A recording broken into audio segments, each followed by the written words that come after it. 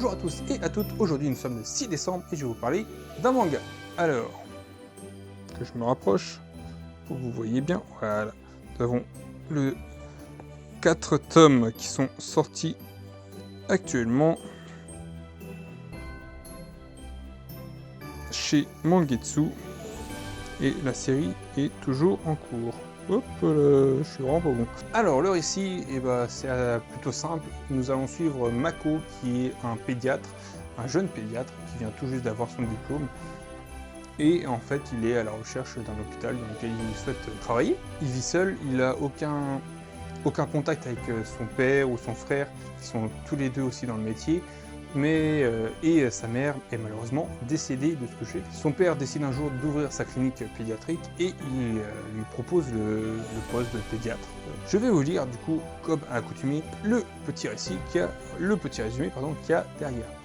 Ah, j'ai oublié de préciser, Les Enfants d'Hippocrate, édité chez Mangetsu, et Toshiya Higashimoto est l'auteur du coup et dessinateur de ce manga. Il a également fait le bateau de Thésée, qui est un manga que je vous recommande très fortement. Le dévouement des professionnels de la santé est-il perçu à sa juste valeur? Rien n'est moins sûr. Dans une société qui pousse à la rentabilité de la pratique médicale, on ne demande plus aux pédiatres d'aimer des enfants, mais de fournir un service. Et certains parents japonais se comportent en véritables monstres surprotecteurs, exigeant un accès immédiat et illimité aux soins pour leur progéniture. Le mot d'ordre, tout de suite. Il en faut plus pour décourager Mako Suzusake, un jeune praticien en devenir, qui croit en son métier dur comme fer et s'occupe de ses petits patients avec respect, enthousiasme et bonne humeur.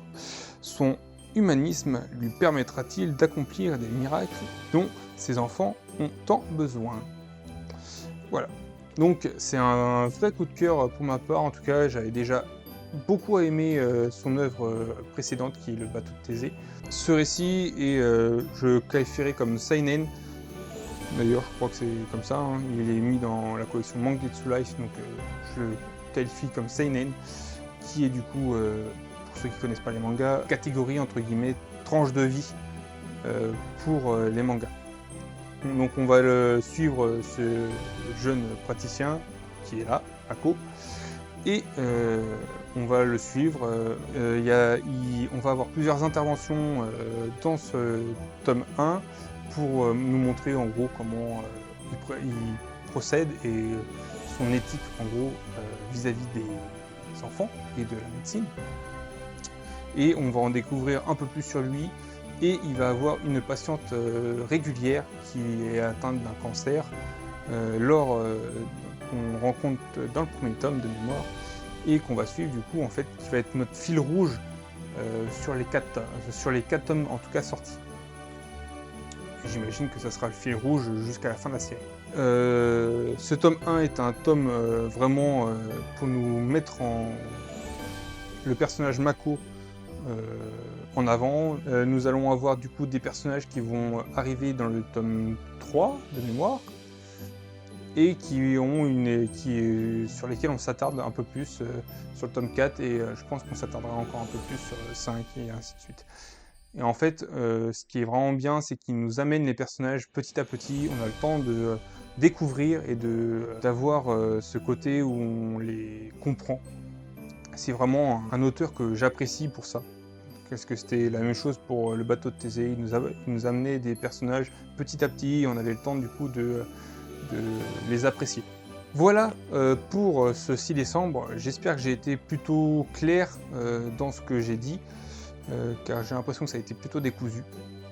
On verra au montage. J'espère que pour ce 6 décembre, le récit que je vous ai proposé, cette série du coup, car c'est une série, que je vous ai proposé vous a plutôt intrigué. J'espère que ça vous a donné potentiellement envie de la lire.